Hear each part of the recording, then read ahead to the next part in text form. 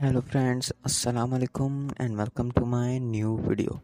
Friends, what I am going to tell you in this video is very much interesting because in this video I am going to tell you amazing discoveries in Egypt. Friends, let's get start a video without any delay. Our first one is King Tut's tomb. The tomb of Tutankhamun in Egypt Valley of the King is arguably the most famous archaeological discovery ever made. Unearthed in 1922 by a team led by Howard Carter. The tomb was filled with fantastic treasure including Tutankhamun death mask, which today is practically an icon. Carter entered the tomb on November 26, 1922. As once I became accustomed to the glimmer of light, the interior of the chamber gradually loomed before one, with its strange and wonderful medley of extraordinary and beautiful objects heaped upon one another. He wrote his diary as he struggled to describe the wonder he saw that day. The boy king, as Tutankhamun is sometimes called, died in his teen. Analysis of his remains suggests that he suffered from a variety of health problems and used a cane to walk around her. Spent much of his rule, 1323 to 1332 BC, trying to restore Egypt's traditional polytheistic religion, something that had been interrupted when his father, the pharaoh Akhenaten, started a revolution that emphasized the primacy of the Aten, the sun disk.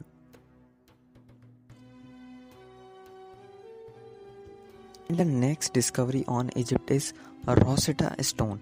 Dating to 196 BC, the Rosetta stone hold a decree written by the Council of Priests that affirmed the right of Pharaoh Ptolemy V to rule Egypt, who was 13-year-old at that time. What makes the Rosetta Stone remarkable is that the decree was written in their language is three: hieroglyphic, Demotic, and Greek. When the stone was discovered in 1799, only the Greek language was known, but because the Greek inscription communicated the same degree as the other two languages, it helped scientists decipher those tongues. This allowed for text written in hieroglyphic and demotic to be read. A scientist team that was accompanying a military expedition led by Napoleon found the stone in 1799. The British later captured the stone, which is now in the British Museum. The Egyptians have asked Britain to return the stone to Egypt. And the next discovery is Oxyrhynchus papyri.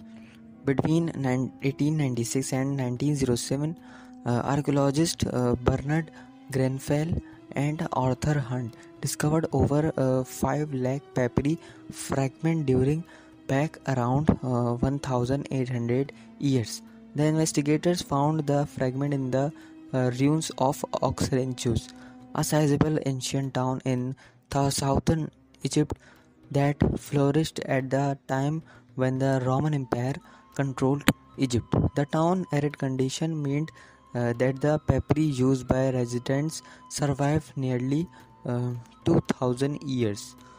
The papyri include Christian gospels, magical spells, and even a contract to fix a wrestling match.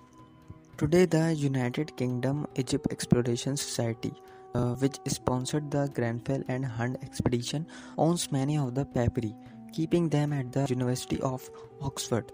Scholars have been analyzing and translating the papyri ever since the fragments were discovered. But the sheer number of texts means that many are still unpublished. So friends, that's all for today. I hope you guys like the video. Comment us your amazing discovery on Egypt. We will meet in next video. For that, take care.